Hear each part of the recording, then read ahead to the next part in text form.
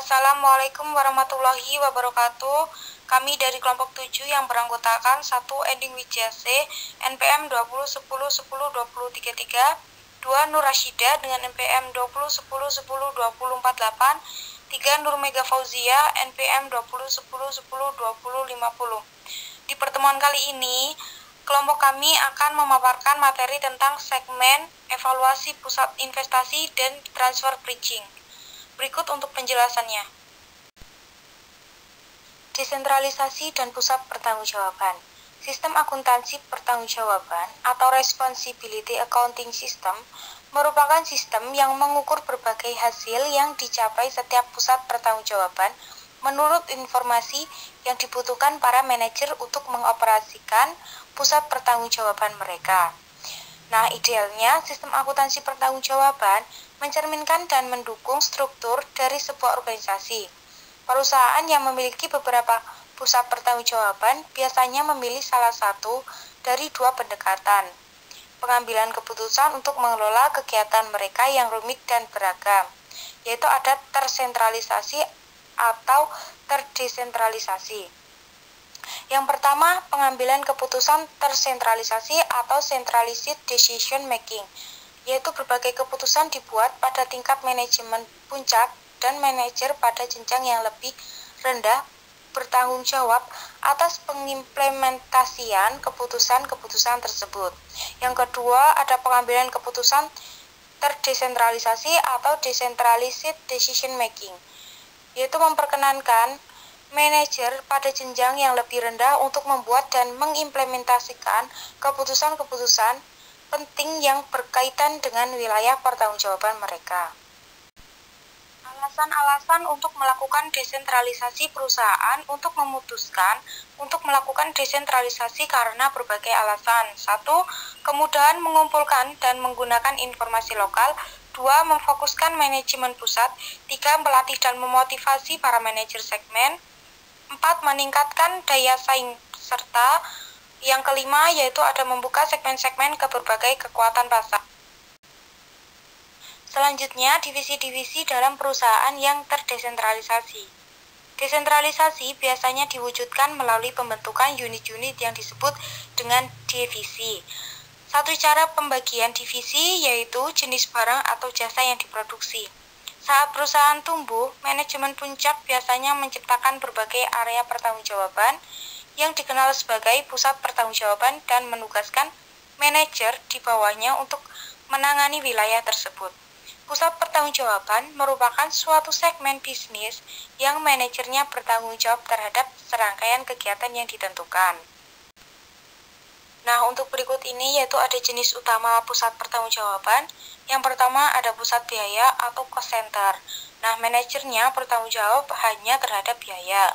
Yang kedua ada pusat pendapatan atau revenue center. Manajernya bertanggung jawab terhadap penjualan. Yang ketiga pusat laba atau profit center, yaitu manajernya bertanggung jawab terhadap penjualan dan biaya.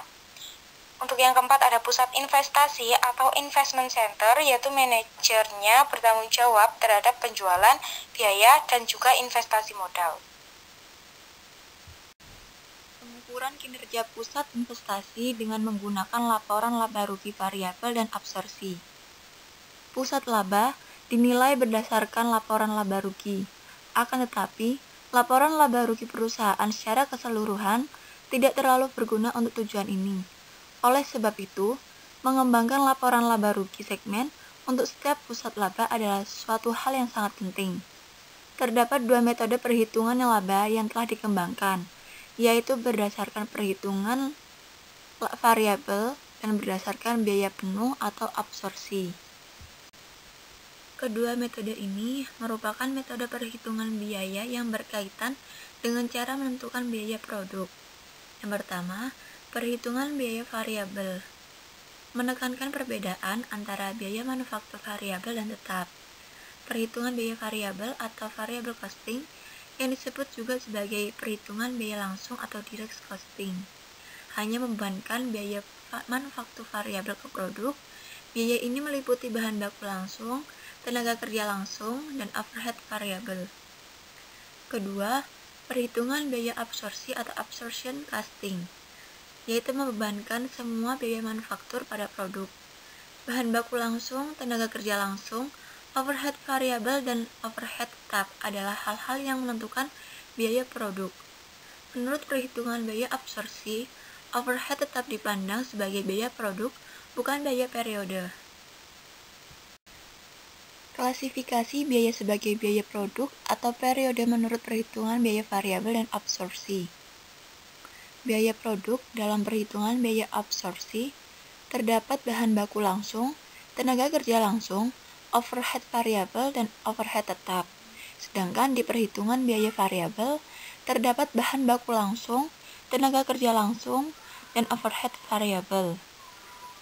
Lalu biaya periode dalam perhitungan biaya absorpsi terdapat beban penjualan dan beban administrasi. Sedangkan di perhitungan biaya variabel terdapat overhead tetap, beban penjualan, dan beban administrasi. Penilaian persediaan. Pada perhitungan ini, biaya absorpsi persediaan akhir mencakup biaya bahan baku langsung, tenaga kerja langsung, overhead variabel, dan overhead tetap per unit. Pada metode perhitungan biaya variabel, persediaan akhir hanya mencakup biaya bahan baku langsung, tenaga kerja langsung, dan overhead variabel. Hubungan antara produksi, penjualan, dan laba. Hubungan antara laba menurut perhitungan biaya variabel dan laba menurut perhitungan absorpsi berubah ketika hubungan antara produksi dan penjualan berubah. Jika barang yang terjual lebih banyak dari yang diproduksi, maka laba menurut perhitungan biaya variabel akan lebih tinggi dari laba menurut perhitungan biaya absorpsi. Jika produksi lebih kecil dari penjualan, maka persediaan berkurang. Jika produksi sama dengan penjualan, maka persediaan awal sama dengan persediaan akhir. Laporan laba rugi dengan menggunakan biaya variabel dan absorpsi, metode perhitungan ini biaya variabel dan biaya absorpsi dapat mengakibatkan angka laba bersih yang berbeda. Perbedaan ini tersebut terjadi karena jumlah overhead tetap yang diakui sebagai beban kedua metode. Beban penjualan dan administrasi selalu dikeluarkan dari laporan laba rugi dan tidak pernah muncul di neraca. Hubungan antara produksi, penjualan, dan laba. Yang pertama, jika produksi lebih besar dari penjualan, maka laba bersih absorpsi lebih besar dari laba bersih variabel. Yang kedua, jika produksi lebih kecil dari penjualan, maka laba bersih absorpsi lebih kecil dari laba bersih variabel. Dan yang terakhir, jika produksi sama dengan penjualan, maka laba bersih absorpsi sama dengan laba bersih variabel. Perlakuan overhead tetap pada perhitungan biaya absorpsi. Perbedaan antara perhitungan biaya absorpsi dan variabel terletak pada pengakuan beban yang berhubungan dengan overhead tetap.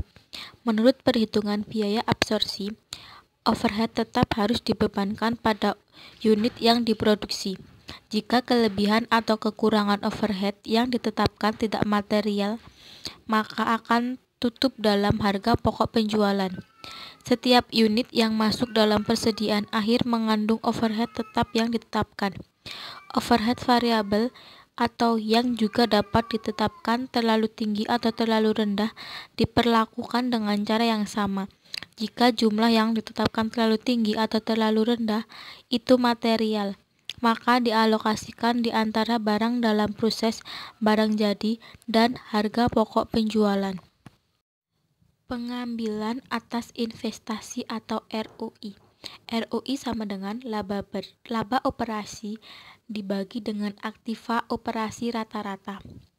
Aktiva operasi bersih rata-rata sama dengan atau nilai buku bersih awal ditambah dengan nilai buku bersih akhir dibagi dengan 2. Kemudian margin dan perputaran. ROI sama dengan margin dikali perputaran sama dengan laba operasi dibagi penjualan dikali penjualan dibagi aktiva operasi rata-rata. Mengukur kinerja pusat investasi dengan menggunakan laba residu atau EVA. Laba residu adalah perbedaan antara laba operasi dan pengambilan minimum yang disyaratkan atau aktiva operasi perusahaan secara matematis dirumuskan sebagai berikut. Laba residu sama dengan laba operasi dikurangi kurung buka TK pengambilan minimal dikali aktiva operasi rata-rata. Kelebihan laba residu dan kekurangan laba residu. 1. Mendorong para manajer untuk menerima proyek ataupun yang menghasilkan tingkat di atas minimum. Kedua, mendorong orientasi jangka pendek. Ketiga, perbandingan langsung dari kinerja pada dua pusat investasi yang berbeda menjadi sulit karena tingkat investasinya bisa berbeda. Nilai tambahan ekonomis adalah laba bersih dikurangi total biaya tahunan. Persamaan EVA dinyatakan sebagai berikut. 1. Aspek perilaku EVA. Sejumlah perusahaan menemukan bahwa EVA membantu mendorong jenis perilaku yang sesuai dari berbagai divisi dengan menunjukkan semata-mata pada pendapatan operasi tidak mencukupi. Kedua, alasan yang mendasari adalah EVA mengandalkan biaya modal yang sebenarnya.